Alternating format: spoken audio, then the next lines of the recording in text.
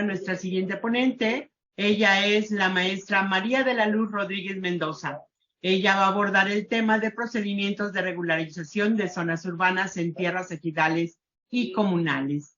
Ella, voy a permitirme dar una breve semblanza de la magistrada. Ella es maestra en Derecho Público, licenciada, cuenta con especialidades en Derecho Administrativo, Constitucional y Amparo.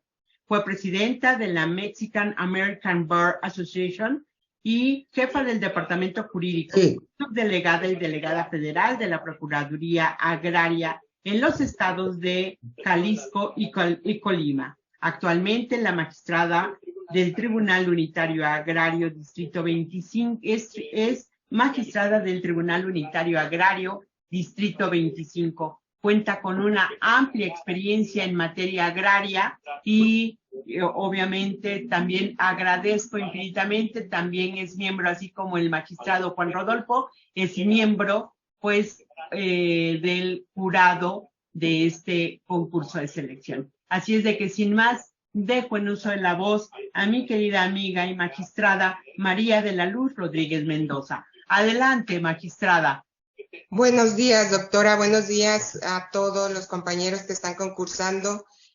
Primero, felicitarlos por esta gran oportunidad que tienen de acceder a la carrera judicial en los tribunales agrarios. Es una gran oportunidad de crecimiento para todos ustedes. Agradecida con el CEJA y desde luego con el Pleno del Tribunal Superior por permitirme compartir con ustedes brevemente algunos aspectos relativos a la regularización de zonas urbanas en terrenos ejidales y comunales. No sé si me permita... Sí, magistrado, ya tiene los permisos para concluir. Bueno, rápidamente comentarles, como ya lo sabemos, sí se está viendo, ¿verdad? Así es. La situación agraria en México, todo el mundo ya la conocemos, pero es importante siempre estarla analizando porque nos debemos de situar precisamente en el potencial que tenemos en los tribunales agrarios y en el sector agrario para desarrollar nuestras actividades. Tenemos 31.600 núcleos agrarios en una superficie de casi más de 196 millones de hectáreas, de las cuales 100 millones corresponden a la propiedad social. En el tema de asentamientos humanos irregulares es muy importante que ustedes sepan y que conozcan, porque es recurrente en los tribunales que generalmente llegan a juicios agrarios pretendiendo regularizar zonas urbanas irregulares a través de los procedimientos jurisdiccionales. ¿Qué debemos de conocer? Lo básico, que es la ley agraria, desde luego la Ley General de Asentamientos Humanos. Estas constituyen el marco que permiten al agro y al desarrollo urbano y turístico la oportunidad de reordenar la propiedad rural y planear el desarrollo y crecimiento de las ciudades. Con la reforma al artículo 27 en la normatividad agraria se incluyeron disposiciones de la Ley General de Asentamientos Humanos, las cuales son de orden público e interés social. ¿Y esto qué significa? Que estamos obligados todos a su cumplimiento. Estas leyes definen 4 objetivos: la concurrencia entre la Federación, el Estado y los municipios para la ordenación y regularización de los asentamientos humanos, la planeación y regulación del ordenamiento territorial a través de normas básicas y los principios que regulan la propiedad en los centros de población. También este marco legal aplicable permite establecer las bases para la participación social, es decir, las comunidades en los asentamientos humanos irregulares. Pero ¿qué tenemos? Es importante analizar el diagnóstico de la situación que priva en todo el país. Tenemos ejidos y comunidades no regularizadas en términos del artículo 56 de la Ley Agraria en relación con el artículo 27 de la misma Ley Agraria. Ustedes saben que el 56 de la Ley Agraria es la pauta para llevar a cabo las asambleas de regularización de las tierras. Aquí no importa si es FANAR, si es PROCEDE, si es el programa RAJA, no importa a través de qué programas se regularizan. El fundamento legal para la regularización de las tierras, y cuando lleguen asuntos a los tribunales agrarios, siempre tenemos que tener presente el artículo 56 de esta ley. Otra situación que nos enfrentamos al realizar un diagnóstico nacional es que los ejidos y comunidades ya regularizados, pero con zonas urbanas irregulares inmersas en parcelas o terrenos de uso común. Ustedes se van a dar cuenta a lo largo de su carrera judicial dentro de los tribunales, desde actuarios o hasta secretarios de acuerdos, que van a llegar a plantearnos demandas de nulidades advirtiendo que su terreno, su parcela o su solar quedaron inmersos en terrenos de uso común, o que su asentamiento humano quedó dentro de una parcela o dentro de un terreno de uso común. Y efectivamente, yo por la experiencia en más de 20 años en la Procuraduría Agraria y que nos tocó regularizar muchos ejidos tanto en Colima como en Jalisco, puedo decirles que efectivamente se cometieron muchísimos errores al momento de medir las tierras, al momento de asignar los solares o las parcelas en las asambleas, y en muchas ocasiones por desconocimiento de los propios campesinos, de los posesionarios, de los avecindados, pues no recurrían las asambleas. En otras ocasiones les llegaba su documento y lo que hacían era guardarlo, lo enmicaban y no se percataban de que su documento tenía un error o que no había sido medido su solar o su parcela. Y entonces, aunque el ejido ya esté regularizado en términos del artículo 56 a través de cualquiera de los programas de gobierno federal, pues seguimos teniendo muchísimas zonas urbanas irregulares en parcelas o en terrenos de uso común. También hay mucha falta de interés de los ejidos y las comunidades para regularización de zonas urbanas irregulares. En ocasiones llegan y nos dicen los comisariados es que no me quieren autorizar el dominio pleno si no les doy un porcentaje de la superficie o si no pago una cuota exagerada. Entonces, esta falta de interés de ejidos y comunidades es lo que ha permanecido en el campo en la irregularidad de las zonas urbanas. Hay algunos casos de abusos de los comisariados para otorgar las constancias de posesión o autorizar el dominio pleno.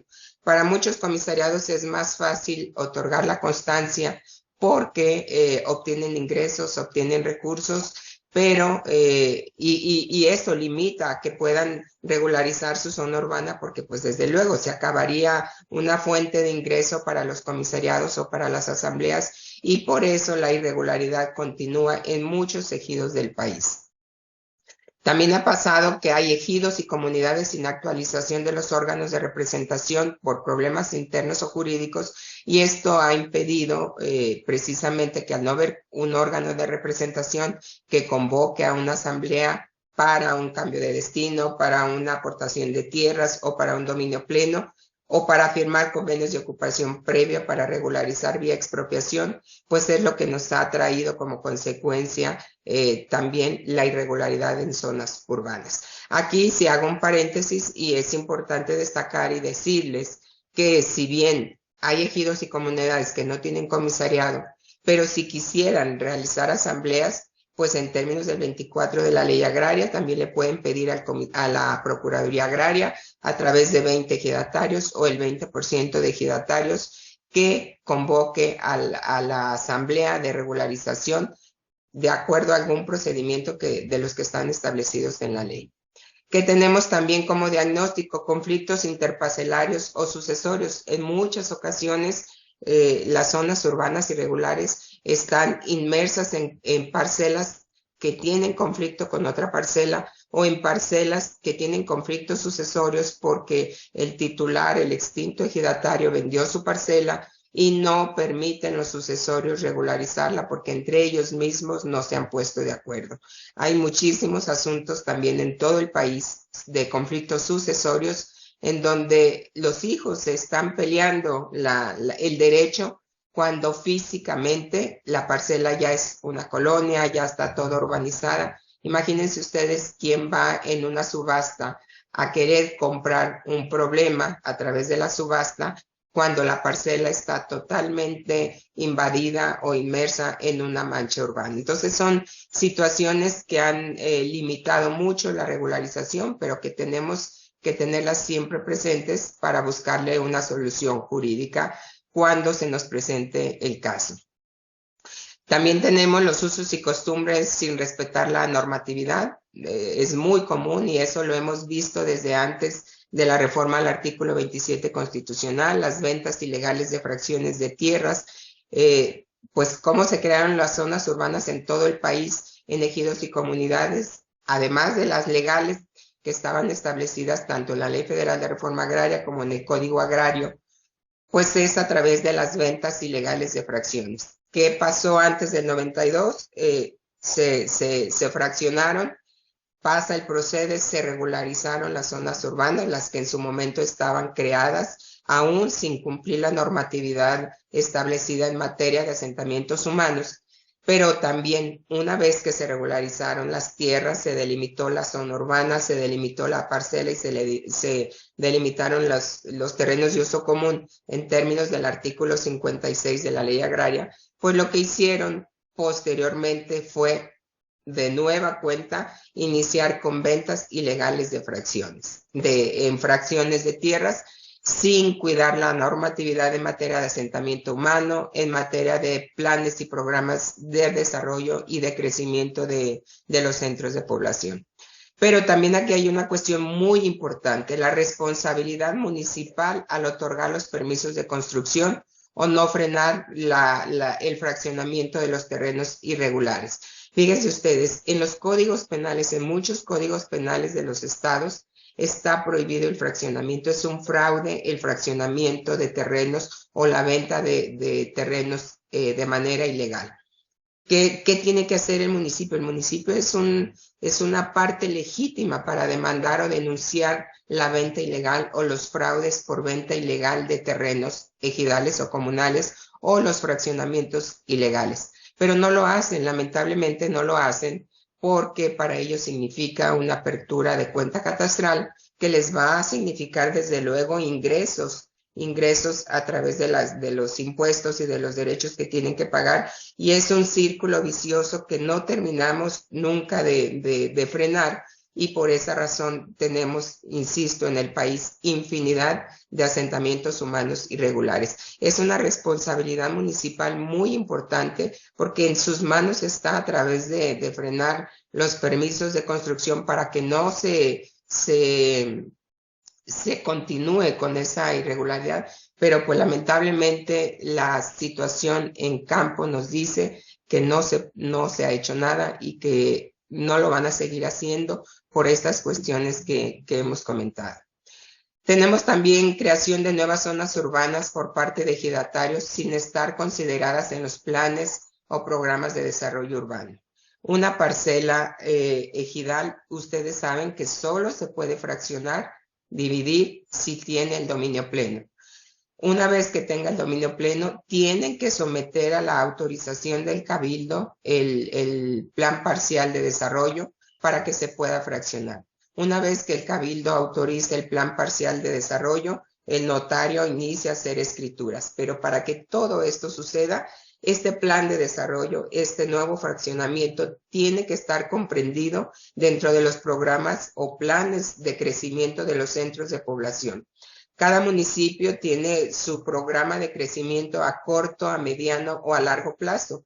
Y dentro de ese crecimiento, hacia donde crecen las manchas urbanas de los pueblos o de las ciudades, es en donde deben de estar comprendidos los planes parciales de desarrollo. Cada que se va a hacer un fraccionamiento es un plan parcial de desarrollo que tiene que estar autorizado por cabildo, publicarse en el periódico oficial del Estado y reunir ciertos requisitos que nos obliga la Ley General de Asentamientos Humanos y las leyes locales en materia de desarrollo urbano.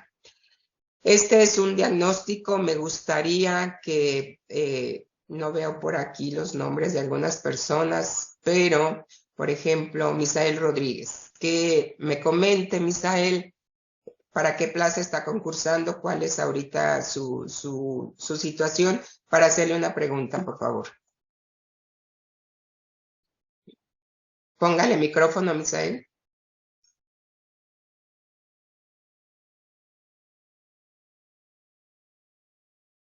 Su micrófono, por favor, Misael. Problemas. ¿Listo? ¿Me escuchan? Se le escucha muy bajito, Misael. ¿Me escucha? Ya, gracias. Ok. Bueno, buenas tardes. Mi nombre es Misael Rodríguez Enciso y estoy participando para la plaza de actuaría. ¿Qué experiencia tienes, Misael, en el tema desde tu perspectiva como abogado, en el tema de los ejidos en relación a las zonas urbanas? ¿El tema de los ejidos en relación de las zonas urbanas? Sí. Pues primeramente entendiendo que primero se tiene que hacer la asamblea para verificar cuáles son las zonas urbanas que se les va a dotar al municipio. Muy bien. Por ahí veo al licenciado José Trinidad de Chiapas. Toñito, Chiapas es uno de los estados maravillosos que incluso en la ciudad de Tuxtla tiene mucha irregularidad de zonas urbanas, precisamente en terrenos de uso común. ¿Qué nos puedes platicar, licenciado Toñito, de esta situación? Buenos días, magistrada. Me da Buenos gusto días. saludarla. Dios la bendiga. Gracias.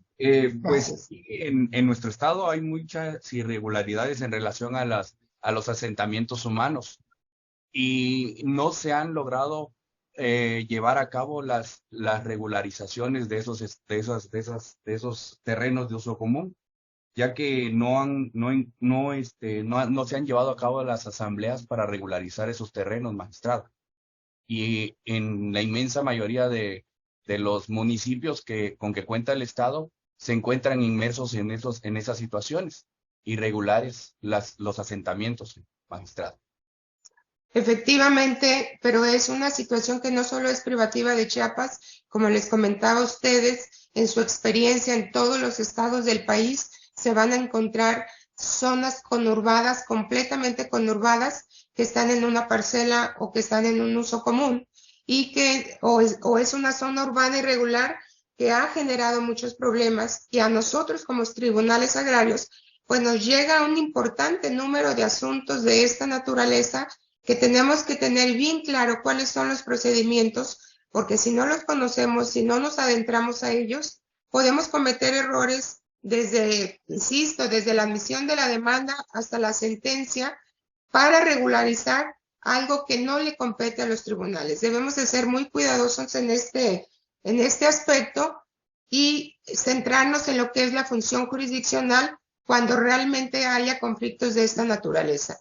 ¿Qué tenemos como situación actual? Ya vimos el diagnóstico, ya vimos cuáles son las problemáticas en las que se han enfrentado la regularización en cada parte, pero ¿qué tenemos actualmente? El proceso de urbanización en nuestro país es un fenómeno irreversible y con elevadísimos costos para la sociedad, dada la escasa planeación y ordenamiento, misma que ha dejado de sentirse básicamente en núcleos agrarios, pues estos, como yo les comentaba, han sido absorbidos por la mancha urbana con o sin consentimiento, trastocando los esquemas organizativos y productivos para los que fueron creados los ejidos y las comunidades.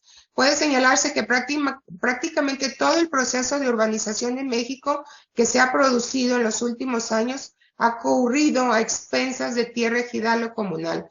¿Por qué poníamos al principio el esquema, el mapa de la República Mexicana?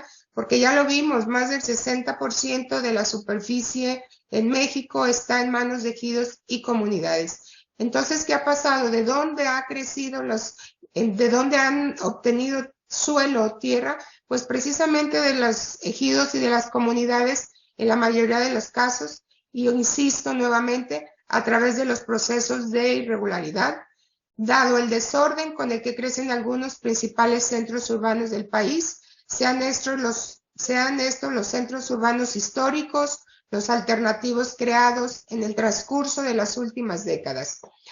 Lo anterior ha generado problemas de diversa índole con impacto de variada naturaleza para los diferentes órdenes de gobierno.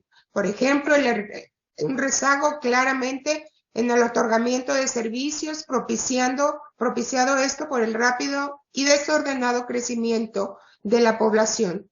Si no hay ordenamiento, si no hay constancias de apertura de cuentas catastrales, no hay ingresos municipales y como consecuencia no hay servicios. Insisto, es un círculo vicioso en el cual caemos y que nosotros también como órganos jurisdiccionales debemos pugnar porque se haga de la mejor manera, pero sin invadir esferas de nuestra competencia.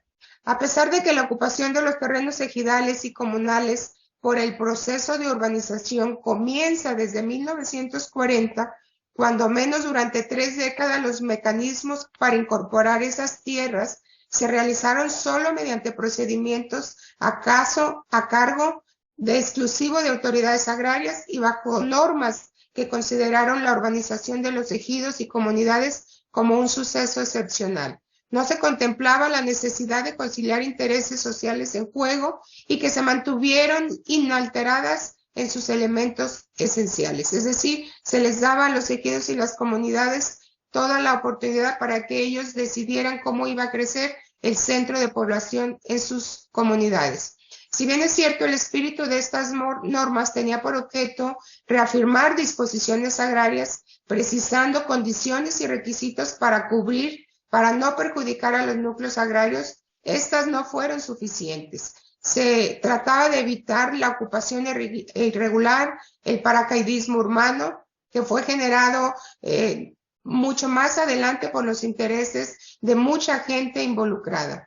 A partir de los años 70, el precarismo urbano en terrenos ejidales se manifiesta ya en forma explosiva y anárquica. Comenzó a generar una presión creciente sobre los gobiernos federal y local sobre la base de asentamientos irregulares. Se hizo de cuño corriente en materia urbana, producto de la oferta insuficiente de suelo social barato para los grupos más pobres, lo que trajo como consecuencia una tendencia de invasiones y venta ilegal de lotes de núcleos agrarios por su eventual regularización. Yo recuerdo cuando estábamos en Procuraduría Agraria y les insistía, siendo delegada en Jalisco y Colima, a los ejidos y comunidades, la misma ley les dio esta oportunidad de que se beneficien de la urbanización de sus tierras, sobre todo aquellos núcleos agrarios que la vocación ya no es agrícola, ya no es ganadera, pero que sí tienen una vocación urbana, industrial, turística, que se beneficien de esa urbanización porque la misma ley les permite hacerlo. Pero ¿cómo tenemos que hacerlo? Pues desde luego cuidando todo el embalaje legal que hay para que se haga, a través de los procedimientos legales. Siempre está comprobado, no es lo mismo vender un lote, dicen en el campo, en breñas, sin servicios, en 100 pesos, que venderlo regularizado ya en 1,000 pesos, en 2,000 pesos, en 3,000 pesos, el metro cuadrado, a través de los procedimientos de regularización. ¿Quiénes se benefician finalmente a través de estos procesos? Pues desde luego los intermediarios, los desarrolladores urbanos, los inmobiliarios que compran barato, que compran sin regularizar una parcela, y ellos realizan todo el procedimiento, urbanizan y venden lotes con servicio, cuando la propia ley agraria permite a las comunidades, a través de las asambleas de aportación de tierras en términos del 75, que lo vamos a ver un poquito más adelante, pues beneficiarse y sacar un importante ingreso si su superficie ya no es apta para la agricultura o la ganadería. Pero ¿cuáles son estas estrategias de regularización que tenemos que tener clarísimas y evitar que usen a los tribunales agrarios para la regularización de asentamientos urbanos irregulares? El artículo 27 constitucional, como lo refería, no sé si la licenciada Erika me puede ayudar a leer, por favor. Erika Turiján. No se escucha, póngale el micrófono, por favor. Listo. Es la propiedad social susceptible de incorporarse legalmente al desarrollo urbano.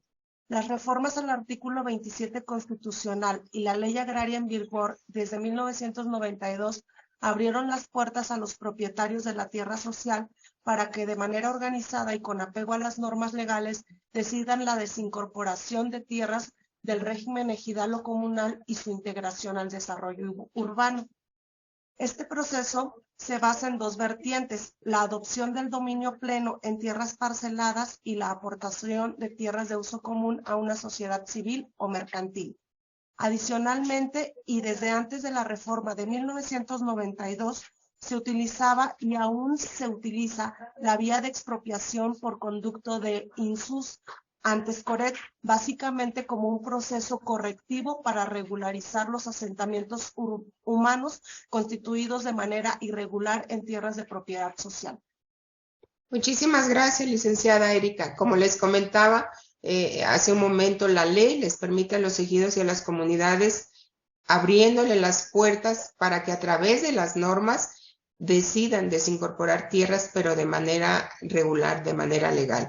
Desde la reforma al artículo 27 de 1992 se dieron todas estas opciones. Recuerden que antes del 27, de la reforma al 27 constitucional de 1992, la propiedad era de la nación. Los núcleos solo tenían el derecho de la posesión para el trabajo y la producción.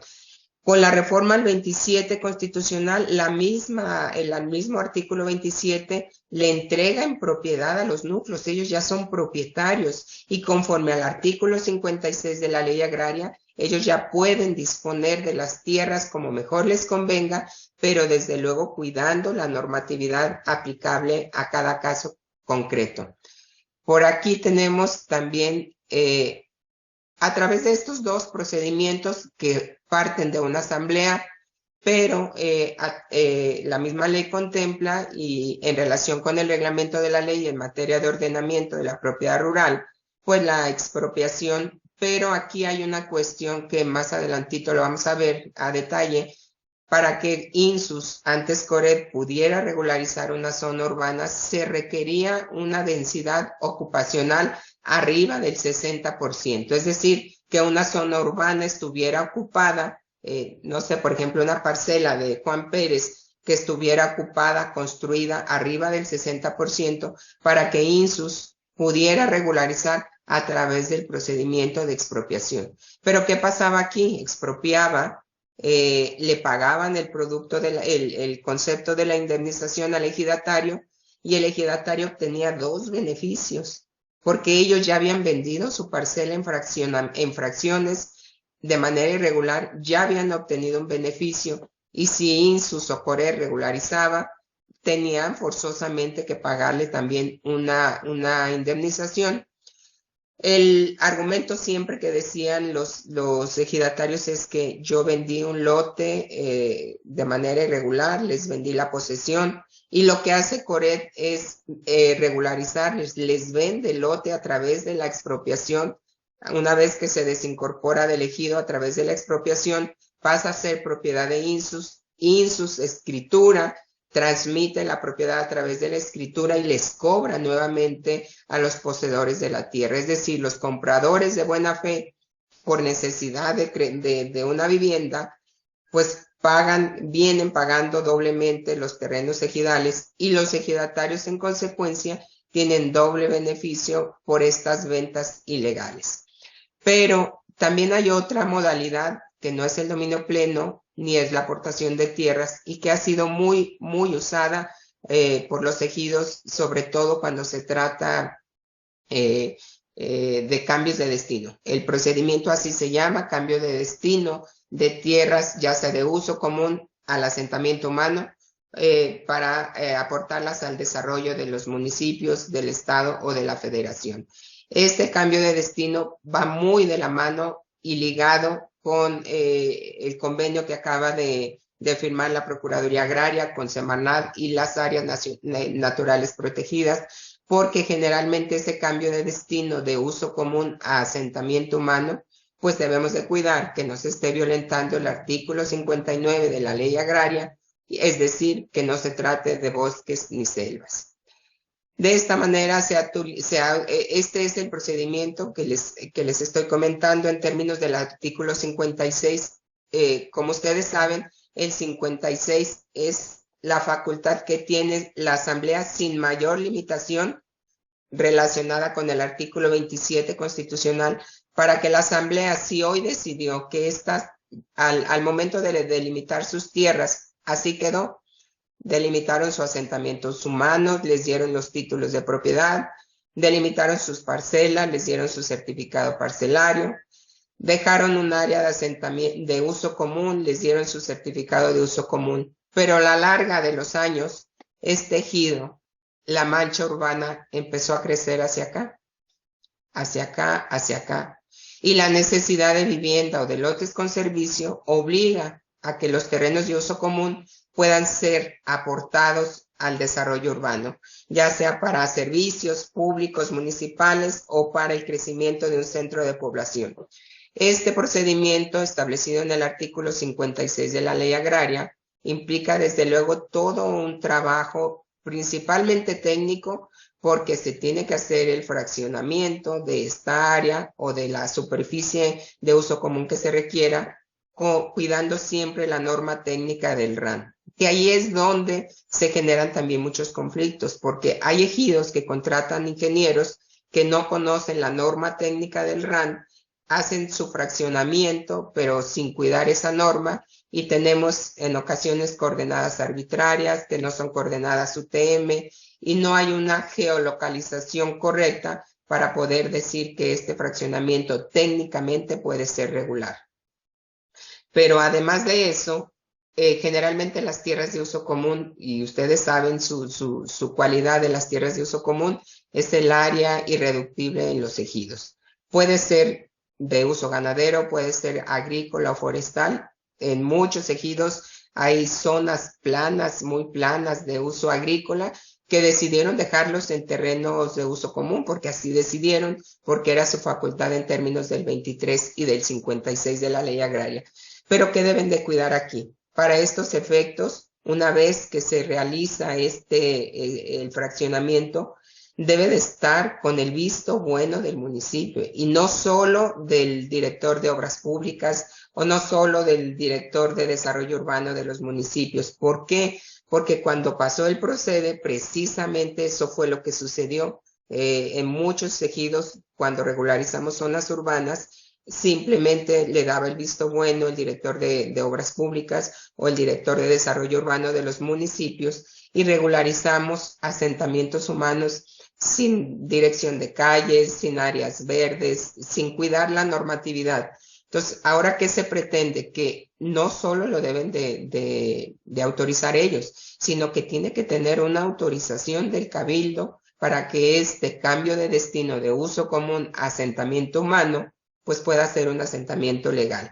Pero ¿qué ha pasado? Cuando muchas veces o en muchas ocasiones no se autoriza por el Registro Agrario Nacional, vienen al Tribunal Agrario a demandar la calificación de nulidad del Registro Agrario Nacional, la negativa por la no inscripción, pero precisamente la Ley Agraria nos remonta siempre a la Ley General de Asentamientos Humanos. Entonces, como funcionarios jurisdiccionales, si somos secretarios de acuerdo, si somos proyectistas, debemos de cuidar siempre este aspecto al momento de recibir una demanda, iniciar a prevenir si reúnen los requisitos de esta naturaleza. Si realmente hay un conflicto, cuidar que este cambio de destino, si nos llega a plantearse el caso, esté correctamente desarrollado conforme a la Ley Agraria, conforme a la Ley de Asentamientos Humanos Irregulares.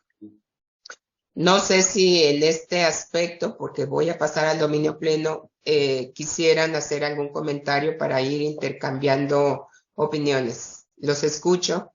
O si quieren poner la manita. Tenemos dos intervenciones magistradas, de la licenciada Patsy y de Efren. Adelante. Buenos días, magistrada. Buenos días. Mi nombre es el licenciado Efren Gutiérrez, estoy concursando para la plaza de secretario de Estudio y Cuenta. Me encuentro ahorita como jefe de control de procesos en el Tribunal Unitario Agrario del Distrito 52 en Zihuatanejo, Guerrero. Más que una pregunta, es pues una experiencia con respecto a un asunto que se está llevando a cabo ahorita en mi poblado. Yo soy originario del estado de Puebla y tengo entendido que en un principio se consideraba o se creía que las tierras donde está el poblado, la cabecera municipal, se pensaba que eran tierras de pequeña propiedad. Sin embargo, a través del tiempo, más bien se empezaron a tramitar algunos títulos, es más, algunos juicios se fueron al fuero común y algunos por prescripción o cualquier otra acción, Sin embargo, hoy en la actualidad, con los estudios que han realizado del propio ejido, resulta que la tierra en la que está asentado el poblado, pues resulta ser que es tierra ejidal. Entonces, ahorita están realizando la regularización de cada uno de los predios en los que están en posesión las personas, porque algunos, pues tienen contratos, algunos han sacado hasta, o más bien, perdón, tramitado, le digo sus títulos, algunos están registrados en el registro público de la propiedad, algunos en catastro.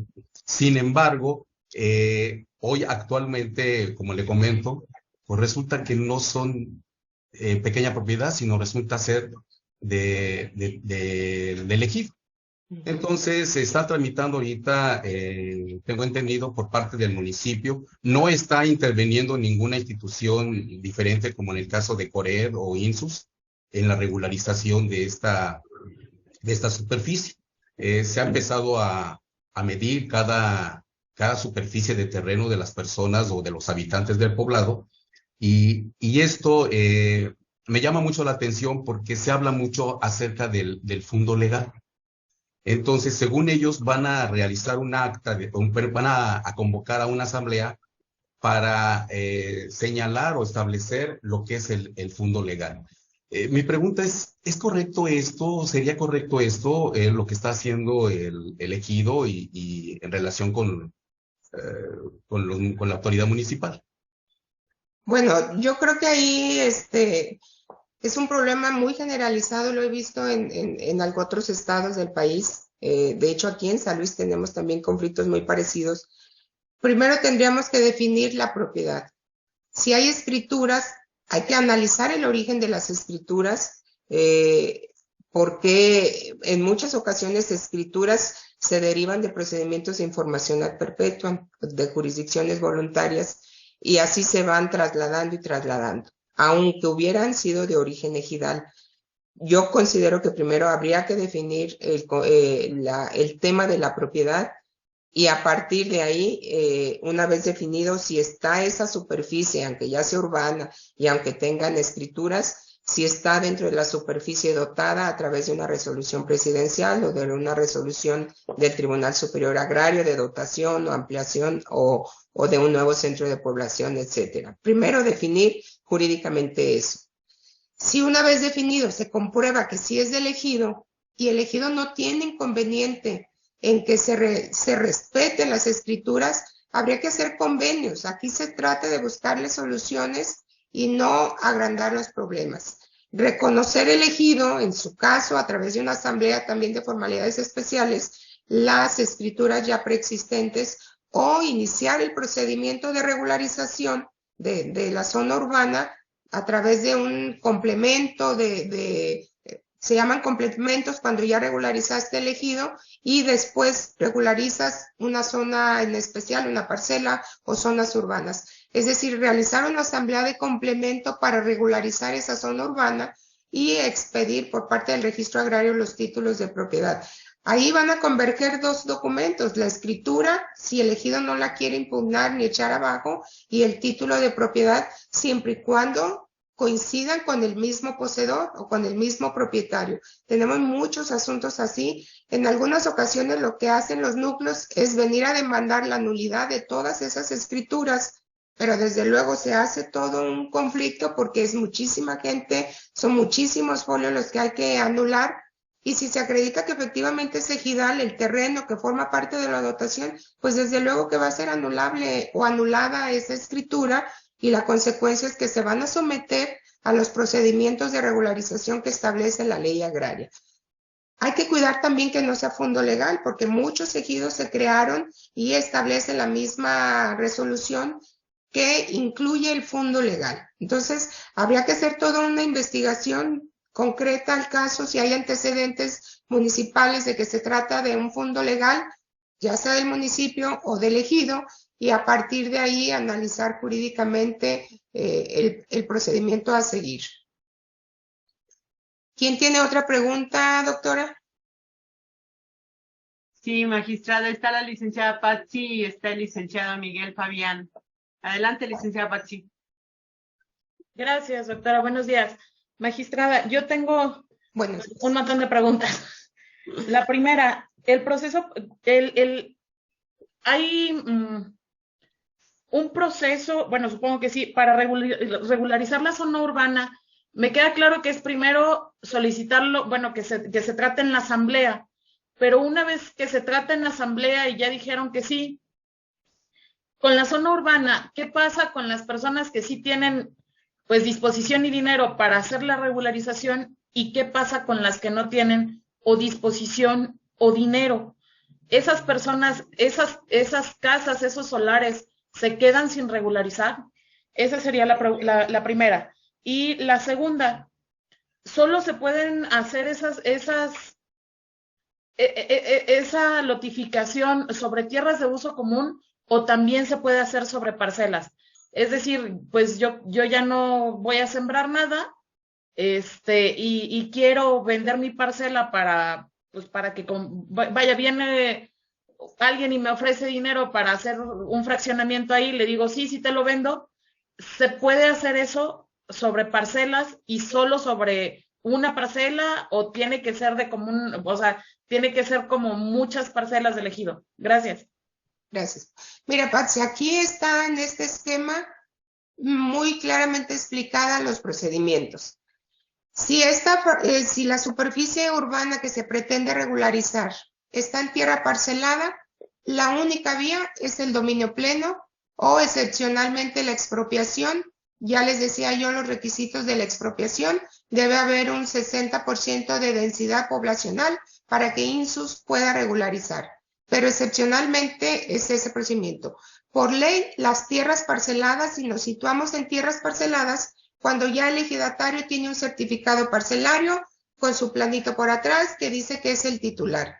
El dominio pleno lo va a ir a solicitar a la asamblea porque es una facultad exclusiva de la asamblea en términos del artículo 23, fracción 11 de la ley agraria. ¿Quién va a solicitar el dominio pleno? Es individual. Quien tenga interés en que su parcela ya regularizada salga del régimen ejidal y se convierta en una propiedad privada. Pero hasta ahí nada más es la conversión de régimen a propiedad privada. Eso no significa que por haberse ido al dominio pleno o adquirirlo y que ya el registro agrario le dé un título de propiedad de origen ejidal, de una parcela ejidal, no significa que en automático ya va a pasar a la regularización o la urbanización. Esa escritura, si se quiere fraccionar un fraccionamiento nuevo, tiene que ir al municipio a realizar el plan parcial de desarrollo. Normalmente lo hacen los desarrolladores o las empresas inmobiliarias que compran parcelas que están pegadas a manchas urbanas que todavía no han sido fraccionadas, pero que pretenden fraccionarlas para el crecimiento de la población o para desarrollar un proyecto inmobiliario. El primer paso, dominio pleno, lo autoriza la asamblea, ya más adelante lo van a ver, son las asambleas de procedimientos especiales, se requiere un quórum de las 3/4 partes en primera convocatoria, la mitad más 1 en segunda convocatoria, asistente de la Procuraduría Agraria, de un fedatario público, que se publiquen oportunamente con 30 días de anticipación la convocatoria en primera y no menos de 8 ni más de 15 en segunda la convocatoria. O sea, son formalidades especiales, por eso se llama así asambleas de formalidades especiales o duras, que era un término común que le llamábamos en Procuraduría Agraria, pero una vez que se desahoga esta asamblea, se inscribe en el RAN, el ejidatario en lo individual va a ir a tramitar su dominio pleno si la asamblea ya se lo autorizó. Con la escritura se va a ir el fraccionador a solicitar el plan parcial de desarrollo al municipio y una vez que se publique, entonces sí, ya va a tener autorización para que un notario escriture esos lotes o ese fraccionamiento e inicie con la urbanización. Esa es cuando está limpiecita la parcela. Cuando ya está fraccionada, es el mismo procedimiento, el titular de la parcela, si es que lo quiere, porque también es una facultad del ejidatario asumir el dominio pleno. Y hiciste una pregunta muy interesante, ¿y qué pasa si él no quiere? Si el titular de la parcela no quiere, no lo podemos obligar a irse a dominio pleno, si es que ya vendió y fraccionó. Lo que se le puede obligar, hemos tenido juicios que no es un otorgamiento de escritura en sí, porque en materia agraria no lo manejamos así, pero es una controversia agraria para la regularización. Y claro que hemos tenido sentencias donde hay evidencia que ha fraccionado el titular, que no se quiere ir a dominio pleno, y lo hemos obligado en algunos tribunales a que asuma el dominio pleno y que regularice. Aquí, desde luego, pues que tenemos que tener el visto bueno del municipio para el tema de cumplir los requisitos en materia urbana. Tiene que dejar las áreas verdes, las áreas de donación, etcétera, pero sí hay posibilidades de que acudan, no a que el tribunal regularice o a que el tribunal les genere a cada uno un derecho para que el RAL les haga un título. No es así. Es para que una vez que el señor se niegue, el titular se niegue, puedan exigirle el cumplimiento de los contratos a través de que asuma el dominio pleno y se pueda regularizar esa tierra. Puede ser voluntaria, le insisto, cuando no hay crecimiento, o voluntaria cuando ya hay que regularizarlo. Pero las tierras parceladas, la única forma de regularizarlas es a través del procedimiento de dominio pleno. ¿Y a qué aplica? Aquí mismo lo dice este esquema, a ejidos certificados. Con fines inmobiliarios, que es el tema que nos está ocupando ahorita, o con fines agropecuarios para otras actividades.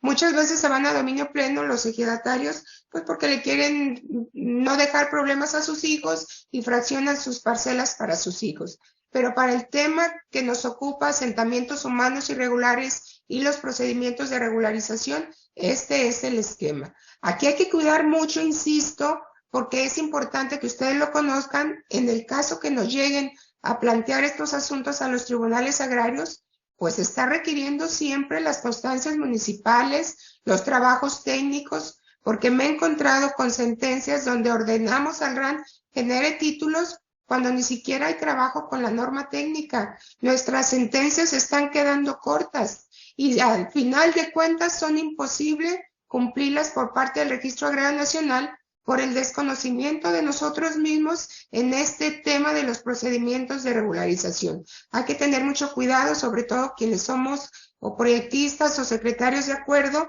que vamos a impulsar estos procedimientos y vamos a proyectar. Cuidemos este aspecto muy, muy importante. La otra forma es las tierras de uso común. No sé si, Patsy, quedó más o menos contestada la pregunta.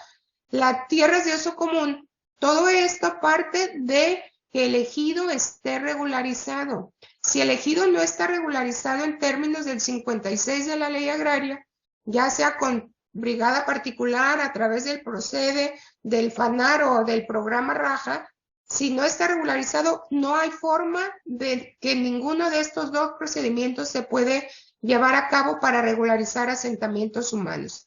La única forma sería a través de la expropiación en ejidos no regularizados.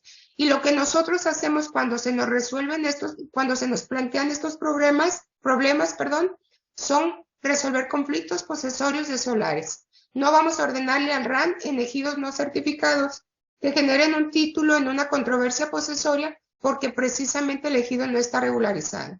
Si el ejido está regularizado, pero el solar y el conflicto posesorio del solar están tierras parceladas, vamos a resolver únicamente la controversia posesoria y esperar a que el titular de la parcela resuelva si asume el dominio pleno o no, para que siga todo el procedimiento de regularización. En el caso de las tierras de uso común, la única forma de que un asentamiento irregular en tierras de uso común se pueda regularizar es a través de la aportación de tierras de uso común a la constitución de una sociedad mercantil o civil en términos de lo que establece el 75 para los ejidos y el 100 de la ley agraria para las comunidades, así como el 87-89, que es el procedimiento de regularización de zonas urbanas. Hay que cuidar mucho que también solo va aplicable a ejidos certificados. Aquí puede ir a no certificados siempre y cuando se delimite como uso común y hagan una asamblea especial para delimitar esa superficie de uso común sin regularizar todo lo demás, pero forzosamente se requiere una asamblea de formalidades especiales. Estas aportaciones también pueden ser con fines agropecuarios o con fines inmobiliarios. Y el otro que ya les explicaba hace rato es el cambio de destino. También hay quienes, en algunos ejidos, el ejidatario titular renuncia a su parcela en favor del ejido, el ejido le cambia el destino de parcela a asentamiento humano ya como parcela de él a través de una asamblea de formalidades especiales y regulariza esa zona urbana. Es decir, el ejidatario tiene una parcela, no se quiere ir a dominio pleno, renuncia a su parcela en favor del ejido, el ejido le cambia el destino a zona urbana, pero para esto también tiene que ser una asamblea de formalidades especiales y reunir todos los requisitos en materia de la Ley General de Asentamientos Humanos y de las leyes estatales en materia de desarrollo urbano.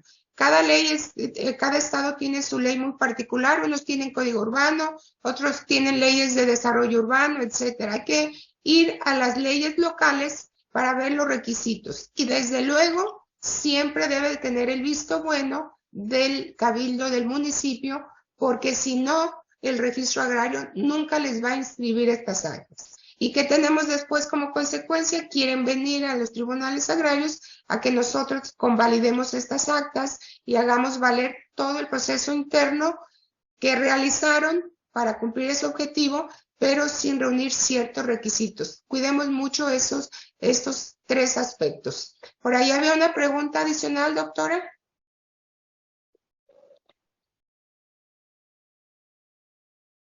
Doctora Rosalba, no la veo.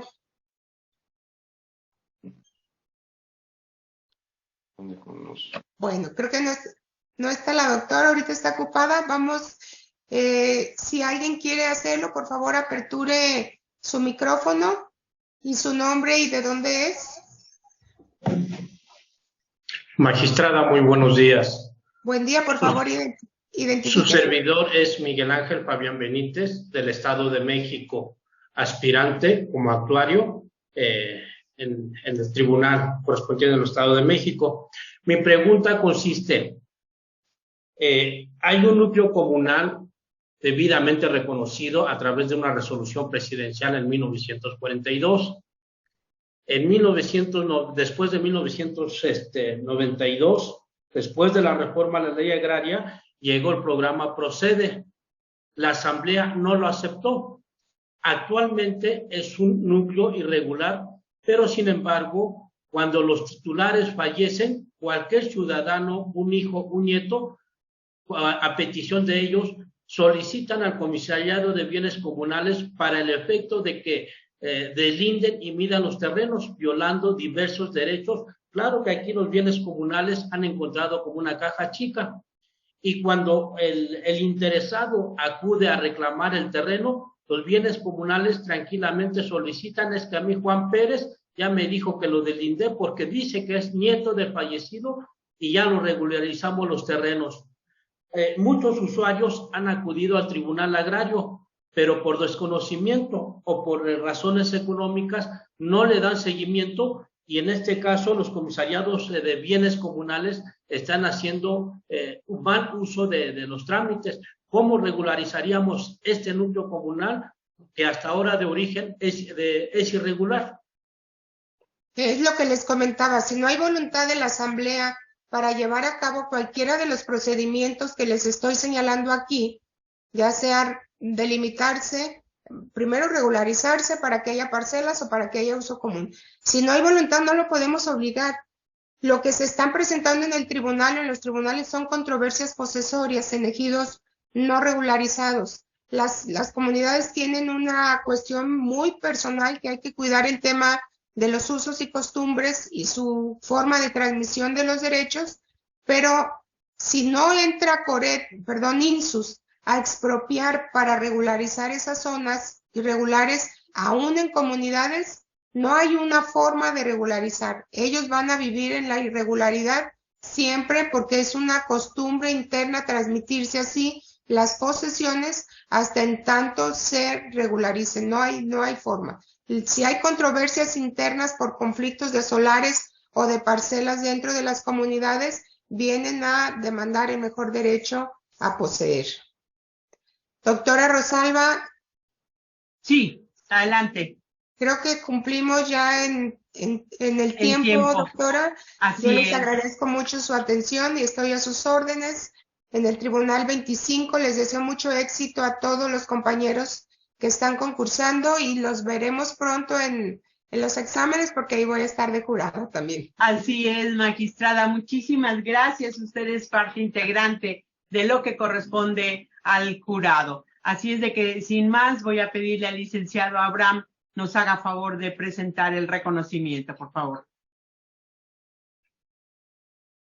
Dice el Tribunal Superior Agrario, a través del Centro de Estudios de Justicia Agraria y Capacitación, otorga el reconocimiento a la maestra María de la Luz Rodríguez Mendoza, magistrada del Tribunal Unitario Agrario Distrito 25, en mérito a su excelente disertación en el concurso de servicio profesional de carrera en los tribunales agrarios como ponente del curso propedéutico con el tema Procedimiento de regularización de zonas urbanas en tierras ejidales y comunales, lo cual contribuyó a la mejora continua de las y los aspirantes a ocupar los próximos cargos.